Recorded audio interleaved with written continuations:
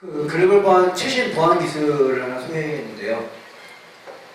포토, 사진입니다. 사진에 대한 FDS. FDS는 프로드 디텍션 시스템의 약자죠.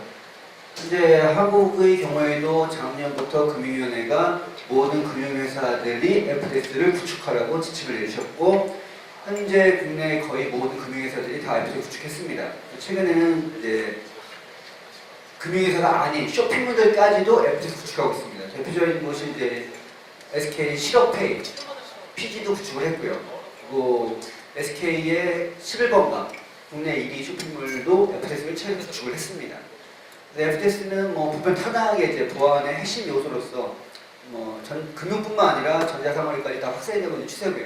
근데 해외 쪽을 저희가 계속 나가다 보니까 아주 재밌는 걸 하나 알게 됐어요. 해외에서는 이 포토 FDS라는 시장이 또 열리고 있더라 이거죠. 한국에서만 그걸 모르고 있었습니다. 자, 백일 필수는 뭐냐면, 이제 한국적인 설명을 드리면, 금융위원회 지침은 2015년 10월부터 비대면 실명 확인을 시작하라고 했습니다. 자, 이미 비대면 거래 비율은 압도적으로 대면 거래를 능가하고 있고요. 또 인터넷 전문행 도입에 따라서 창구가 없으니까 당연히 비대면을 갈 수밖에 없죠. 사용자 편의성 대신, 사용자 편의성 확보한 대신 보안성이 필수 요구되고 있습니다. 자, 이제 다음 장을 보시면, 금융위원회 지침은 이겁니다. 4가지 방식을 지칭을 했어요. 자, 신분증을 사진 찍어서 보내든가, 또는 영상통화를 하든가, 기존 계좌를 활용하든가, 현금카드 등 전달 시, 즉 우편으로 보내서 확인하든가 하는 4가지 방식을 제시했습니다. 자, 근데 예를 들어서 영상통화의 경우 사용자 거부감이 높습니다. 특히 여자분들이 별로 안 좋아하시더라고요. 밤 시간, 이런 늦은 시간은요. 그리고 기존 계좌 활용 부분은 이제 기존에 내가 타 계좌를 갖고 있는 상태에서 소액 이체 100원씩을 보내보는 겁니다. 자, 그런데 대포 계좌를 통한 사기 발생 시 무력화됩니다. 이거 하나만 틀으면 다 틀린 거죠. 역시 이 방식이고요. 세 번째가 현금카드는 전달시인데 배달 사고가 무효 가능성이 있죠. 그리고 실명하기 시간이 오래 걸리고 시간이 오래되고 비용이 많이 듭니다. 우편물을 어째 보내야 되니까요. 자, 이건 결국 등기를 부리는 거예요. 등기비용 내야 됩니다. 자, 결국 유일한 가장 현실적인 대안은 사진 촬영이에요. 신분증 사진. 이거는 사실 익숙하거든요. 이미 많이 하고 있고요. 근데 문제가 뭐냐면 바로 노출된 신분증 도용 가능성 및 위변적, 오샵이죠. 왜? 조작의 가능성이 높다는 거죠.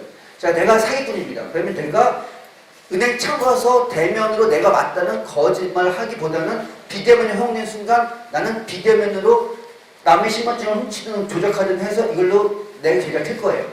그게 쉽겠죠. 그래서 지금 은행들, 각 금융에서 고민이 바로 여기 있습니다. 도대체 신분증 3번 촬영을 어떻게 탐지 차단할 것인가?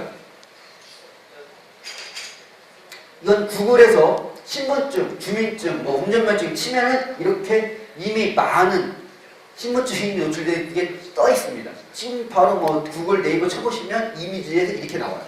실제 실존하는 사람들 것도 상당히 있습니다. 본인들은 모르시는 거죠. 자, 요쪽 지뢰는 뭐냐면 구글에서 신분증 위주로 쳐봤습니다. 전화번호, 이메일 주소 나와요. 자, 신분증 위조해 드립니다. 중국에서 따끈따끈하게 바로 퀄리티 최적화 이렇게 얘기를 해요. 자, 신분증 위조에 대해서 물어봤어요, 우리가. 자, 얼마입니까? 했더니 30만 원, 어떤 놈은 10만 원. 자, 이렇게 제시를 해요. 우리 가게가 잘해요. 정확하게 해요. 근데 여권은 얼마, 운전면허증 얼마, 주민증 얼마라고 콜론까지 다 입힙니다라고 합니다. 즉, 이미 유출된 신분증은 검색에 누가 다운받을 수 있어요. 당연히 이거 고치게, 사진만 고치게 하든 숫자를 고쳐서 위조를 하겠죠. 자, 이렇게 위험성이 존재하고 있다는 거죠. 그럼 해외는 어떻게 하고 있냐? 해외의 유명한 회사들, 큰 회사들은 이미 포토 FDS 개념을 사용하고 있습니다. 2012년부터요. 자, 이건 실제로 위변조 돼서 제출된 사진이에요. 신분증입니다. 드라이빙 라이센스죠. 자, 외관상 봤을 때는 정상으로 보여요. 근데 포토 FDS로 딱 통과시킨 순간 빨간색이 바로 고친 부위입니다. 이 부분을 조작했다고 시스템이 자동으로 잡아낸 거예요. 자, 이건 자동차 사진입니다. 보험사에 제출된 사진이에요. 이게 실제 사진이에요. 근데 뽀샵으로 사고를 만들었습니다. 그러면 포토 FDS에서는 이거를 EV를 고쳤다고 잡아낸 겁니다. 사람이 눈으로 보면 절대 잡을 수가 없어요. 자, 이 데이터를 보니까 미국의 경우에는요, 700에서 850건이나 한 건씩 합성사진이 발견되고 있습니다. 이 실제 데이터는.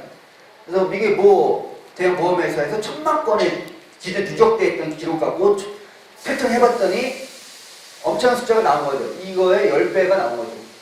10,000배죠, 10,000배. 약 10,000배. 10,000건 정도의 적발했고, 그 결과 수백만 달러를 변경했습니다. 즉, 이 10,000건에 대해서 청구한 보험료를 안 지급해도 되니까요. 수백만 달러를 번 거죠. 자, 특히 이제 앞으로 인텔 정원에 분야할 건데, 조직적 범죄에 상당히 더 취약하죠. 확인할 방법이 없으니까요. 자, 그리고 이미 도입했던, 이런 포트앱스의 개념을 도입했던 곳들, 아마존, 페덱스, 아메리카엑스프레스, 비자 등은 이미 ROI가 도달했다는 거죠. 자, 비용을 절감했으니까. 이건 결국 포렌식 기법입니다. 사진에 대해서 요즘은 재판할 때도 사진을 많이 선택빨리 제출해요. 증거로서. 근데 이게 위조됐을 거라고 생각을 사람들이 안 하죠. 한국 사람만 안 합니다.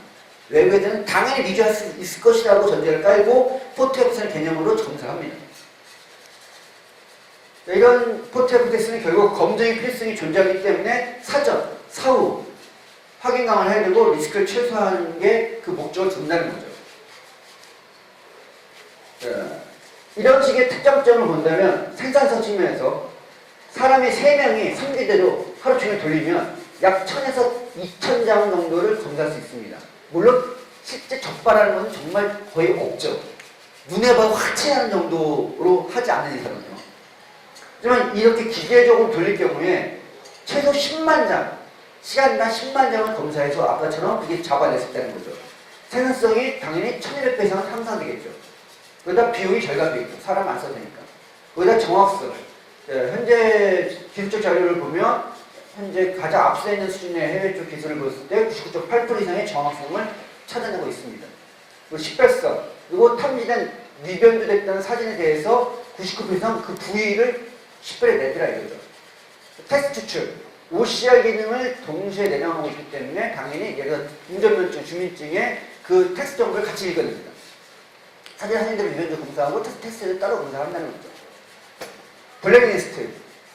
자, 이미 유출된 아까 구글이나 검색 엔진에서 노출되어 있는 주민증, 신분증 정보는 당연히 블랙리스트 미리 등록할 수 있겠죠. 이미 유출된 거를 받으면 안 되니까요. 거기다가 추가적으로 이제 촬영기, 사진, 카메라에 대한 식별까지입니다. 보면 통상 사기범들이 같은 카메라로 같은 일 찍어요. 그리고 통상 몇 종의 같은 단말기에서 업로드를 합니다, 사진을. 자, 이것들을 식별할 수 있다는 거죠. 단지 사진의 위반 식별뿐만 아니라 카메라에 대한 구분, 식별과 그 사진 파일을 업로드하는 단말기에 대한 스마트폰이든 PC든 태블릿 되겠죠. 식별, 추적, 그리고 사진의 진위 여부까지도 걸어낸다는 게 포토앱스의 가장 발전된 모델입니다. 자, 그러면 FS는 기본적으로 룰 패턴으로 검사하게 되어 있어요. 뭘 하냐? 일단 위반 탐지 항목에 있어서 신분증 사진이 뽀샵이 됐는지. 자, 여기서 적용된 기술은 픽셀의 이상분포 추론곡선 방정식에 의합니다. 쉽게 얘기해서 사진을 분해해보면 픽셀이에요. RGB죠. 아주 작은 미세한 픽셀들이 사진을 전체를 구성하는데 이것을 자연계로 해석합니다. 자연계는 수학이에요.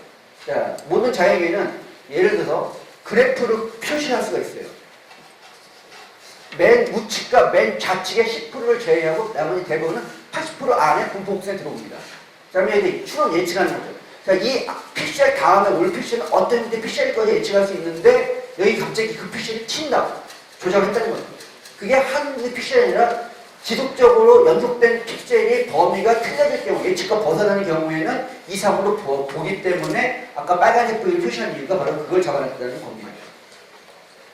신분증 정보에 대한 위변조 탐지, 블랙리스트, 촬영기에 대한 사고 등록 촬영기로 촬영된 사진 업로드 시, 또 단말기, 사고 등록 단말기에 사진 업로드된 경우, 신분증 도용, 행위상, 단말기 이상, 네트워크에 대한 이상, IP를 속여갖고 업로드할 수 있겠죠. 중국의 업자가 돈 받은 다음에 가짜 사진을 걔가 대신 올릴 수 있겠죠. 또는 중고 교환 행위 등. 아까 영수기 같은 경우에는 저희가 멘토링하고 있는 회사인데 이 포토앱스가 적용이 됩니다. 이유는 영수기 같은 경우에도 어떤 문제가 있냐면 포인트를 준다고 했지 않습니까? 했잖아요. 포인트를 주게 되면 반드시 이런 사람이 나올 거예요. 내가 돈을 더 벌려고 내 영수증을 조작, 위조하거나 또는 친구랑 교환해. 나 100장, 너 100장. 한번 맞바꾸자. 자, 이면이 벌어질 겁니다.